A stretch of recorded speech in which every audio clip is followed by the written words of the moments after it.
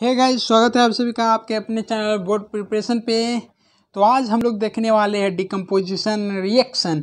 तो क्या होता है डिकम्पोजिशन रिएक्शन और कैसे इसे किया जाता है और क्या डिफरेंस है डिकम्पोजिशन रिएक्शन और कॉम्बिनेशन रिएक्शन के बीच में, और क्या खास है डिकम्पोजिशन रिएक्शन में, इन सब चीज़ों को देखने वाले हैं।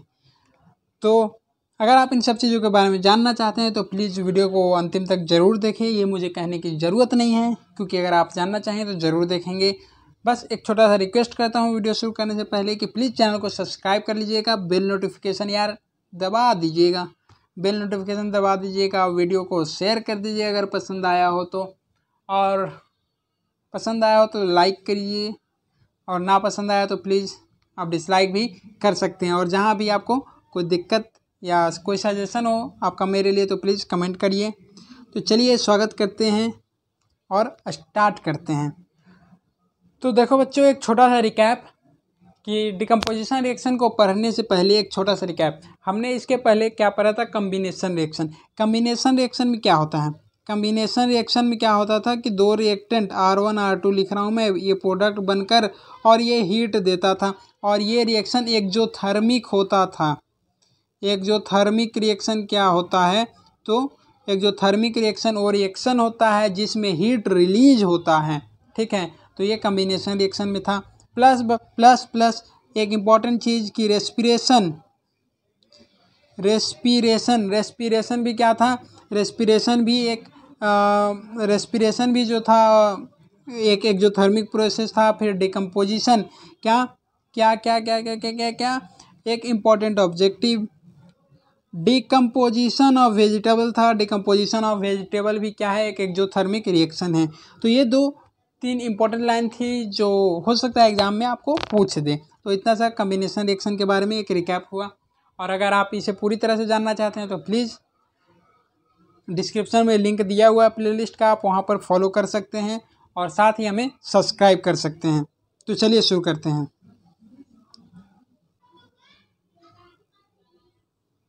तो चलिए शुरू करते हैं डिकम्पोजिशन रिएक्शन के बारे में।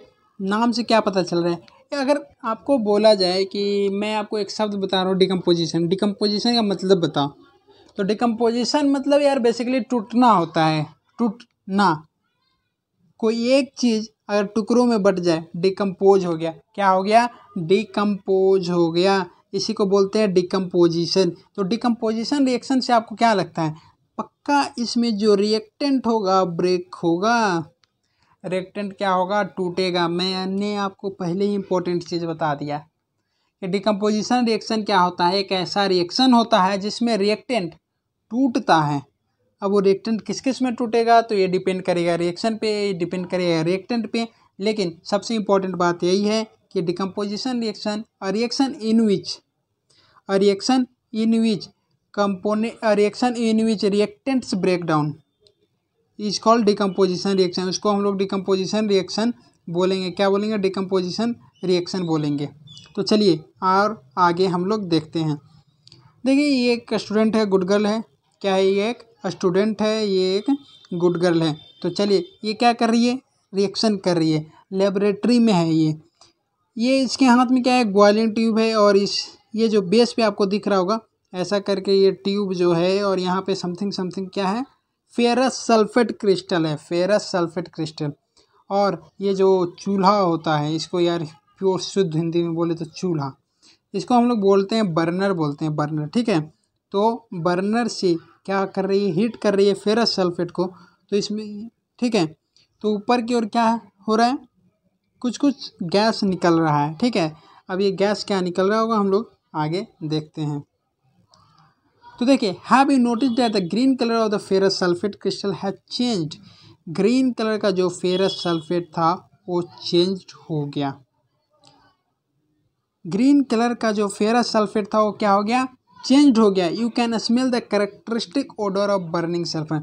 मतलब इतना तो कंफर्म है कि फेरस सल्फेट जब जलेगा तो एक बर्निंग स्मेल देगा, बर्निंग सल्फर स्मेल देगा। Smell the characteristic odour of burning sulphur, burning sulphur का एक स्मेल आएगा। अब देखो फेरस सल्फेट क्या होता है, what is ferrous sulphate. Ferrous sulphate का फार्मूला क्या है, FeSO4। ये हो गया फेरस सल्फेट। इस फेरस सल्फेट को आपने हीट किया तो किस में टूट गया, Fe2O3 plus sulphur dioxide SO2 plus sulphur trioxide SO3 में टूट गया। अब ये Fe2O3 क्या है, Fe2O3 क्या है, व्हाट इज Fe2O3? तो Fe2O3 मेरे बच्चों ये फेरिक ऑक्साइड है। ये देखो आप रिएक्शन देख भी सकते हो, ये देखो जब FeSO4 फेरस सल्फेट को हीट किया जा रहा है, इसमें हीट देना पड़ रहा है, क्या आप ये देख सकते हो, इसमें हीट देना पड़ रहा है, तो क्या बना, फेरिक ऑक्साइड Fe2O3 जो कि सॉलिड है plus sulphur dioxide gas plus SO3 मतलब सल्फर ट्राइऑक्साइड गैस बना।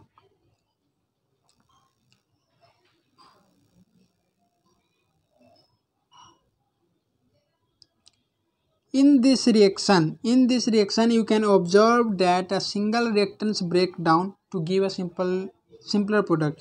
क्या हुआ इसमें, हमने शुरू में आपको बताया था कि इसमें रिएक्टेंट टूटेगा तो सिंपलर प्रोडक्ट देगा। देखिए यहाँ पे फेरस सल्फेट जो था कितने में टूट गया, 3 चीज़ बना इससे। फेरस सल्फेट एक था, ये जब टूटा तो 3 प्रोडक्ट हमें हासिल हुआ। 3 प्रोडक्ट कौन कौन सा है, Fe2O3 को बोलते हैं ferric oxide, sulphur dioxide SO2 और SO3 सल्फर डाइऑक्साइड गैस मिला। This is the decomposition reaction, यह डिकम्पोजिशन रिएक्शन है। आप अंडरलाइन कर सकते हो, आप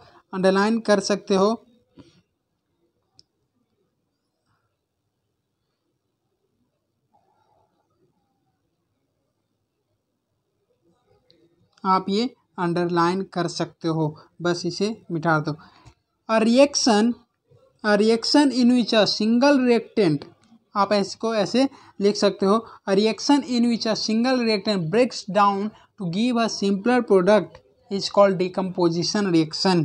ठीक है, यहाँ पर जो फेरस सल्फेट क्रिस्टल था, क्या फेरस सल्फेट क्रिस्टल, आप देख सकते हो ferrous sulphate crystal FeSO4 7H2O, ये क्या कर दिया, जब इसको हीट किया गया तो इसमें से सारा पानी निकल गया, वाटर H2O निकल गया when heated and the colour of the crystal change, colour जो है क्रिस्टल का बदल गया। It then decomposes to ferric oxide, colour बदलने के बाद ये टूट गया ferric oxide Fe2O3 sulphur dioxide SO2 और सल्फर ट्राइऑक्साइड SO3 में। फेरिक ऑक्साइड एक सॉलिड है, जैसा कि आप सभी को रिएक्शन के बेस पे दिख रहा होगा। फेरिक ऑक्साइड क्या है, एक सॉलिड है, SO2 और SO3 गैसेस हैं। और आगे अगर आपने पढ़ा हो SO2 और SO3 गैसेस के बारे में तो आपको पता होगा कि rain water acid rain water जिसको बोलते हैं, एसिड रेन वाटर में ये दोनों की वजह से भी होता है। एसिड रेन में कौन कौन होता है, एसिड रेन जो होता है SO2 और SO3 की वजह से भी होता है। अब हम लोग नेक्स्ट एग्जांपल देखेंगे, क्या देखेंगे, नेक्स्ट एग्जांपल डिकम्पोजिशन का मतलब होता है टूटना। ठीक है, इतना याद रखो आप। डिकम्पोजिशन ऑफ कैल्शियम कार्बोनेट किस में टूट गया, कैल्शियम ऑक्साइड में टूटा एंड कार्बन डाइऑक्साइड में। On heating is an important decomposition reaction used in the various industries. Calcium oxide is called, ये तो आप पहले से भी जान रहे हो कि कैल्शियम ये इम्पॉर्टेंट है। Calcium oxide is called lime और क्विकलाइम। कैल्शियम ऑक्साइड को क्या बोलते हैं, लाइम भी बोलते हैं और क्विकलाइम भी बोल सकते हैं। तो हो सकता है आपसे ऑब्जेक्टिव में पूछ दे कैल्शियम ऑक्साइड का कॉमन नेम क्या है, या हो सकता है आपसे ये पूछ दे calcium what is calcium oxide is also known as, तो आपको टिक करना है लाइम और क्विकलाइम की तरह इसको जानते हैं। It has many uses, one is in the manufacture of element, calcium carbonate से ही सीमेंट बनता है। When a decomposition reaction is carried out by heating it is called the thermal decomposition. क्या ऐसा रिएक्शन जिसमें हीट देना पड़े उसको बोलते हैं क्या, thermal decomposition. Underline it, when a decomposition reaction is carried out by heating it is called the thermal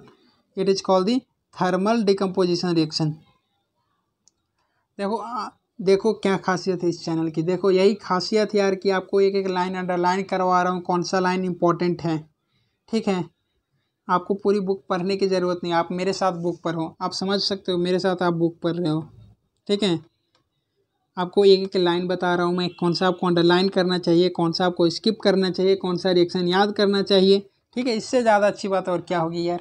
मैं केवल यहाँ ऑब्जेक्टिव कराने नहीं आया हूँ। बहुत सारे लोग क्या करते हैं, 10 ऑब्जेक्टिव लाएं, बोले याद कर लो याद कर लो याद कर लो। मैं याद नहीं करवा रहा हूँ, मैं याद नहीं करवाऊँगा आपसे, याद आपको करना है। मैं केवल बताऊँगा क्या याद करना है, क्या छोड़ना है। ठीक है, तो देखो कैल्शियम कार्बोनेट जो कि सॉलिड है, कैल्शियम कार्बोनेट को हम लोग लाइम स्टोन भी बोलते हैं। Calcium carbonate is also known as lime stone. जब कैल्शियम कार्बोनेट पे हमने हीट प्रोवाइड किया तो ये टूट गया, किसमें, कैल्शियम ऑक्साइड प्लस क्या मिला, कार्बन डाइऑक्साइड गैस। इट में भी आपसे ये पूछ सकता है कि when the lime stone is heated it gives gas, ये गैस देता है, उस गैस का नाम बताइए।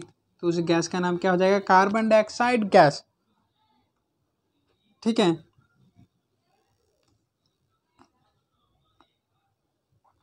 चलिए another example of thermal decomposition reaction is given. ये क्या है यार, एक एक्सपेरिमेंट है जिसे आप खुद देखोगे। ठीक है,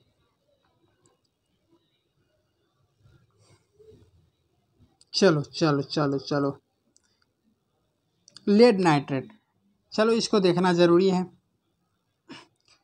टोंग क्या होता है, टोंग, व्हाट इज टोंग यार। टोंग बेसिकली एक चिमटा होता है। ठीक है, टोंग क्या होता है, आपका चिमटा होता है। मैं कैसे बताऊँ, देखो घर में हम लोग क्या यूज़ करते हैं, घर में रोटी बनाने के लिए जो यूज़ किया जाता है टोंग कुछ इस तरह का होता है, मुझे बनाने नहीं आता है। ठीक है, मैं आपसे माफ़ी चाहूँगा, मेरी ड्राइंग थोड़ी ख़राब है। तो ये इस तरह का टोंग होता है, चिमटा होता है। तो ये अलग चिमटा हुआ, बीकर को पकड़ने के लिए अलग चिमटा ही होता है। ठीक है, हमारे पास टेस्ट ट्यूब है। टेस्ट ट्यूब, ये देखो, ये हमारे पास क्या हो गया, टेस्ट ट्यूब हो गया। ये टेस्ट ट्यूब थोड़ी टेढ़ी ज़रूर है, लेकिन मान लो सीधी है। ठीक है, यहाँ पे हमने क्या रख दिया, लेड नाइट्रेट रख दिया, लेड नाइट्रेट रख दिया। अब इस लेड नाइट्रेट को हम लोग क्या कर रहे हैं, हीट कर रहे हैं, नीचे से आग दे रहे, जला रहे यार, इसे गर्म कर रहा हूँ मैं, तो गर्म करने में मज़ा आ रहा है अपने को। इसको बॉयलिंग ट्यूब भी बोल सकते हो यार, बॉयलिंग ट्यूब भी बोल सकते हो। तब जब इसको हीट करेंगे तो एक यहाँ से कोई ना कोई गैस निकलेगा। वो गैस क्या होगा, वो गैस क्या होगा, तो NO2 नाइट्रोजन डाइऑक्साइड गैस होगा यार। लेड नाइट्रेट को जब हीट करोगे आप तो नाइट्रोजन डाइऑक्साइड गैस मिलेगा।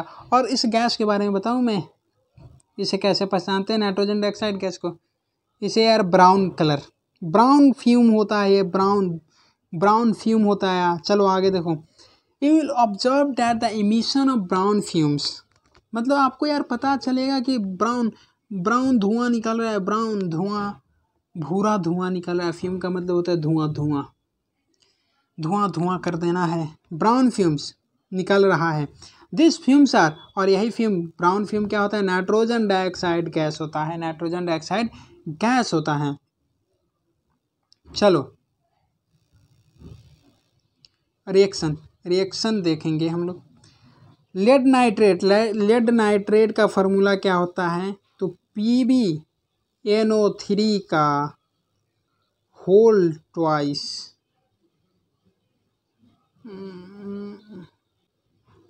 लेड नाइट्राइड का फॉर्मूला क्या होता है, तो PbNO3 का होल ट्वाइस। क्या किसी को जानना है कि PbNO3 का होल ट्वाइस है कैसे, तो जानो, जिसे जानना है वो जानेंगे, जिसे नहीं जानना वो नहीं जानेंगे, लेकिन यार सब लोग जानो यार। देखो हमें पता है लेड पे कितना चार्ज होता है, लेड पे चार्ज होता है +2, ठीक। NO3 पे कितना चार्ज होता है, NO3 पे -1, ये इसके बेस पे चला जाएगा, 1 यहाँ पे आ जाएगा। तो देखो क्या हो जाएगा, PbNO3 का होल ट्वाइस। तो ऐसे ही तो बनता है, तो बन गया PbNO3 का होल ट्वाइस।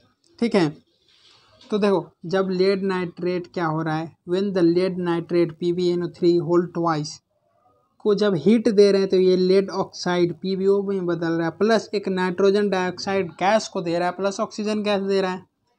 और ये नाइट्रोजन डाइऑक्साइड गैस की खास बात क्या है, तो ये ब्राउन फ्यूम होता है। आपको एग्जाम में ऐसे पूछ देगा, आपको एग्जाम में कैसे पूछ देगा, ऐसे पूछ देगा, when the lead nitrate is heated it gives lead oxide plus it release a brown fume gas name that gas. मतलब जब लेड नाइट्रेट को हीट करते हैं तो लेड ऑक्साइड देता है, ऑक्सीजन गैस देता है, प्लस साथ में एक ब्राउन फ्यूम वाला गैस देता है। उस गैस का नाम बताओ।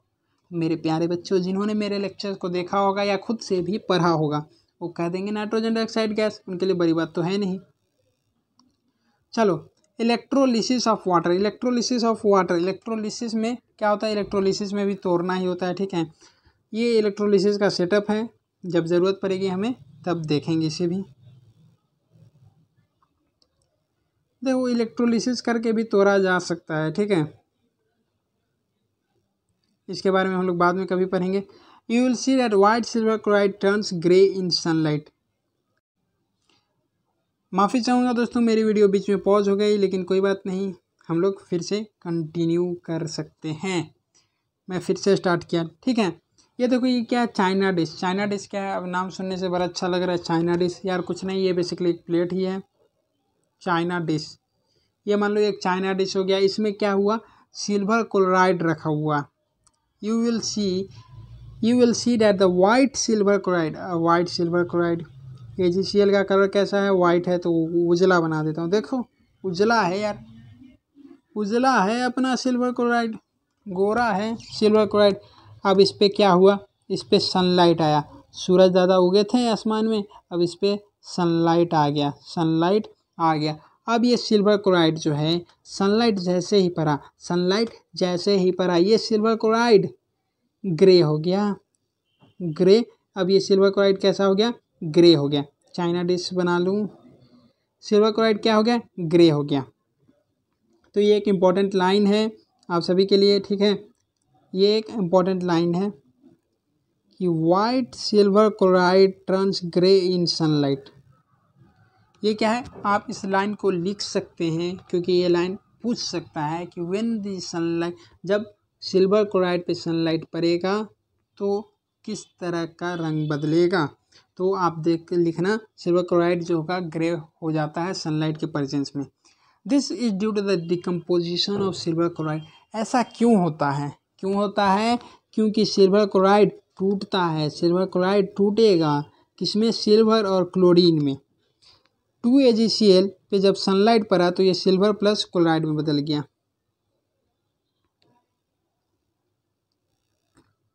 सिल्वर ब्रोमाइड, बात करते हैं किसकी, सिल्वर ब्रोमाइड की बात करते हैं। सिल्वर ब्रोमाइड की फार्मूला क्या होगी, AgBr। सिल्वर ब्रोमाइड का फार्मूला क्या होगा, AgBr। जब AgBr पे सनलाइट देंगे तो ये सिल्वर प्लस ब्रोमीन हो जाएगा। The above reaction are use in the black and the white photography. ये पूरी रिएक्शन आपके लिए इम्पोर्टेंट है, ये पूरी रिएक्शन इम्पोर्टेंट है।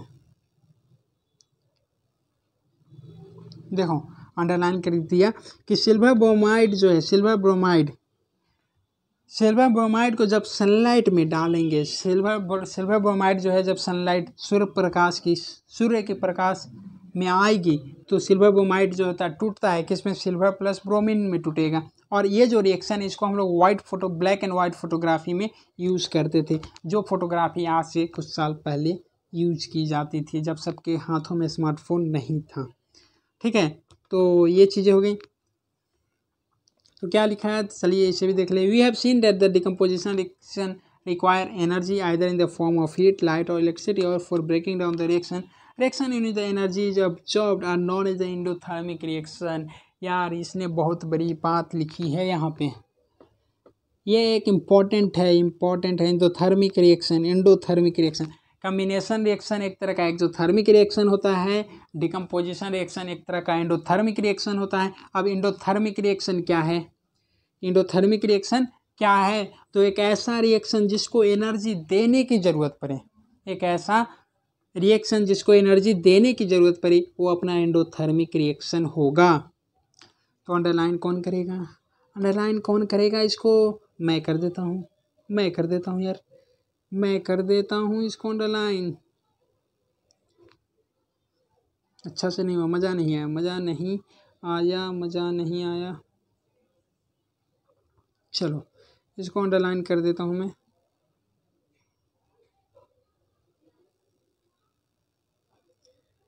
We have seen that the decomposition reaction require energy either in the form of heat. Decomposition endothermic reaction एक तरह का रिएक्शन होता है जिसको एनर्जी की ज़रूरत पड़े, सिंपल सी बात। A reaction which absorb energy is known as endothermic reaction. और अगर आपको एक लाइन का लिखना है तो आप इसे अंडरलाइन कर लो। Reaction in which energy is absorb is known as the endothermic reaction. वैसा रिएक्शन जिसमें एनर्जी एब्जॉर्ब होता है उसको बोलते हैं endothermic reaction. We have seen that the decomposition reaction, अभी तक जितना भी डिकम्पोजिशन रिएक्शन हुआ या तो हमने उसमें हीट दिया, या वो सनलाइट के प्रेजेंस में हुआ, या इलेक्ट्रिसिटी की वजह से हुआ। इलेक्ट्रोलिसिस इलेक्ट्रिसिटी की वजह से होता है, ठीक है। तो ऐसा रिएक्शन जिसमें एनर्जी देने की ज़रूरत पड़े या ऐसा रिएक्शन जो एनर्जी एब्जॉर्ब करता हो उसको बोलते हैं एंडोथर्मिक रिएक्शन।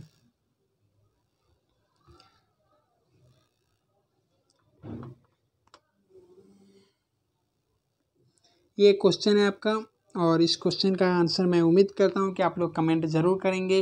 उसके बाद मैं इस क्वेश्चन को भी एक्सप्लेन कर दूँगा। तो आज के लिए इतना ही, ठीक है। फिर मिलेंगे एक अगले वीडियो में, और अगले वीडियो में हम लोग देखेंगे डिस्प्लेसमेंट रिएक्शन के बारे में। डिस्प्लेसमेंट रिएक्शन क्या होता है, कैसे होता है। तो मेरी वीडियो जो है कोशिश करता है, हर वीडियो में कोशिश करता हूँ कि आपको छोटा छोटा टॉपिक बता दिया जाए, ठीक है, जो कि इम्पोर्टेंट होगा। किसी भी टॉपिक को मिस नहीं करूँगा। मैं उन सब चैनलों की तरह नहीं हूँ जो केवल आपको एग्ज़ाम के पर्पज़ से तैयारी कराते हैं, जो आपको पास होने के लिए तैयारी कराते हैं, ऑब्जेक्टिव रटवाकर, उस तरह का नहीं हूँ मैं। आप चाहें तो इस बुक को डाउनलोड कर सकते हैं। ये बुक फिलोइड नाम की है, एनसीईआरटी। आप प्ले स्टोर पर जाएंगे, सर्च करेंगे, अभी आपको आसानी से मिल जाएगा, ठीक है। आप उस हिसाब से फॉलो कर सकते हैं। तो प्लीज़ आपको क्या करना है, आपको चैनल को सब्सक्राइब कर लेना है। प्लीज़ चैनल को सब्सक्राइब कर लीजिए, बेल नोटिफिकेशन ऑन कर लीजिएगा। ये जो घंटा वाला साइन होगा, घंटी का साइन, उसको आपको ऑन कर लेना है। इससे क्या होगा कि आपको हर अपडेट आसानी से मिलेगा, कोई नोटिफिकेशन नहीं छूटेगा। नोटिफिकेशन नहीं छूटेगा तो कोई टॉपिक नहीं छूटेगा। और अगर आपका, अगर हो सके टॉपिक अगर ना छूटे, और जो टॉपिक अगर छूट गया हो उसी से क्वेश्चन आया हो, ठीक है। ऐसा नहीं कर रहा हूँ मैं कि आप केवल मेरे ही चैनल से कर सकते हैं, लेकिन हाँ, अगर आपको जो बेस्ट लगे वो कर सकते हैं, ठीक है। तो प्लीज़ चैनल को सब्सक्राइब कर लीजिए। अगर अच्छा लगा हो तो बेल नोटिफिकेशन ऑन करना मत भूलिएगा। और अगर आपको वीडियो पसंद आ रही है तो प्लीज़ लाइक करिए, और वीडियो को यार अपने क्लासमेट्स में, दोस्तों में, परिवार में, भाई बंधु में, जहाँ तक हो सके शेयर करिए। और जो भी दिक्कत हो, समस्या हो, कमेंट करिए। आप हमारे टेलीग्राम ग्रुप से जुड़ सकते हैं। टेलीग्राम ग्रुप का नाम मैं बता दूंगा, ठीक है। तो बाय बाय, टाटा, सी यू सून। फिर मिलेंगे अगले वीडियो में। Thank you.